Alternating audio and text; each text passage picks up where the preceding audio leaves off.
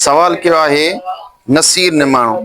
वो तो चए त हींअर हिकु नओं कमु शुरू थियो आहे। उधर जो पैकेज जंहिंमें उधर वठण वारो ॿिए खे कपिड़नि या कंहिं शइ जो पैकेज ॾेई उधर ते पैसा वठे थो। ॾियण वारो उन लालच में अचे उधर ते पैसा ॾिए थो, साॻिया पैसा वसूल करे जेको पैकेज आहे उहो बि वठे थो, पोइ उन में का बि क़ीमती शइ अची वञे थी। बिस्मिल्लाहिर रहमानिर रहीम।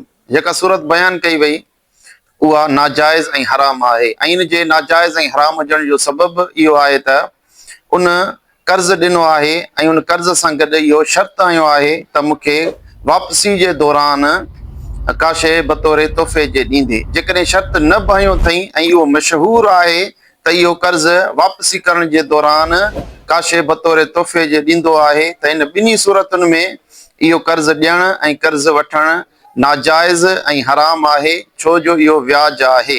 जीअं मशहूर फ़िक़ह जो क़ाइदो आहे ऐं हदीस मुबारका बि आहे त कुल्लु कर्ज़िन जर्र मनफ़अतन फहुव रिबा। हर उहो कर्ज़ जेको नफ़ो छिके उहो व्याज आहे। इन जे करे हिते बि कर्ज़ ॾेई करे ऐं उन वसूली जे वक़्तु जेको तोहफ़ो वठे थो इहो व्याज में शुमार थींदो। इन जे करे इहो कर्ज़ ॾियणु ऐं कर्ज़ वठणु ॿई तरीक़ा नाजाइज़ ऐं हराम आहे। तरीक़े सां इब्न माजा जे अंदरि हदीस मुबारका वा नबी करीम सल्लल्लाहु अलैहि वसल्लम खां अहिड़े शख़्स जे बाबति सवाल कयो वियो जेको कर्ज़ ॾिए थो ऐं वापसी जे दौरान का शइ बतौर तोहफ़े जे वठे थो त छा इहो जाइज़ आहे या न। इन सवाल जे जवाब में नबी करीम सल्लल्लाहु अलैहि वसल्लम इरशाद फरमायो इज़ा अक़रज़ अहदुकुम क़र्ज़न फ़उहदिय इलैहि औ हमलहु अला दाबति फला यरकबहा वला यक़बलहु।